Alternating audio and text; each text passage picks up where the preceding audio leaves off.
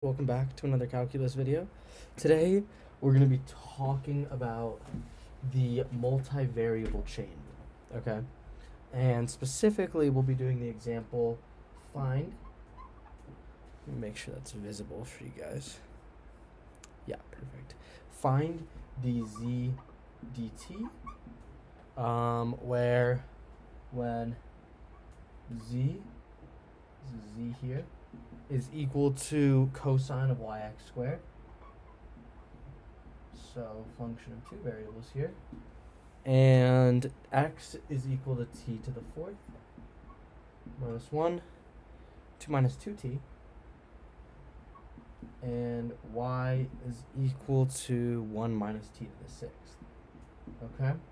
First, we need to start with our tree diagram, okay? That's what I call it. There's other names. It's just a plot, okay? It's just a way to visually organize your thinking, okay? So we have z starting at the top. Z is a function of two variables, x and y. It's obvious from here.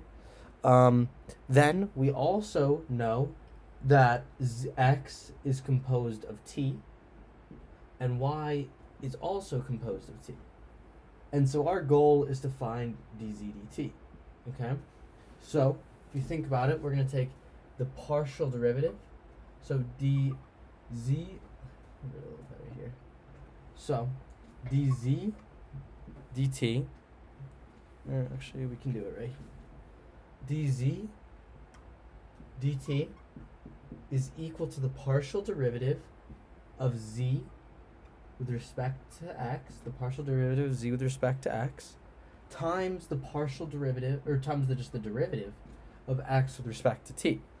Likewise, we'll add that to the partial derivative of z with respect to y, plus the partial derivative, or just the derivative. It's really the same thing. The derivative of x with respect to t. Okay? So putting that here, we'll have dz dx, or partial derivative of z over the partial derivative of x, multiplied by dx dt. And if we think about it, these kind of will cancel, and so this will change us this will tell us the change in z with respect to t in the x direction, right? And then adding on, we can see that partial of y, partial of z over partial of y times dy dt, where these two again would cancel. Okay, let's begin. So, partial derivative of z, there's some more space here, partial derivative of z over the partial derivative of t, with respect to t, whatever you want to say, is, let's start with partial derivative of z with respect to x, okay? So we have cosine comprised of our two variables, so we're going to need to deal with the outside first and do the chain rule, a different chain rule in this case, which is going to be derivative of cosine is negative sine. We'll keep the inside the same. Now, because we're partially differentiating with respect to x, we're going to multiply this times the derivative of the inside, keeping y constant and x as a variable, so it's going to be 2xy. Then we're going to multiply that by dx dt. We know that's up here, so 4t to the fourth, use the power rule, 4t to the third power, minus 2. Beautiful. Plus, now we'll keep the outside the same again. Negative sign, keep the inside the same. Differentiate the outside, keep the inside the same. Okay? And then we're going to multiply that by derivative of the inside with respect to y, keeping x constant, which will just be x squared. And we know that dy dt is equal to negative 6t to the fifth power. Okay?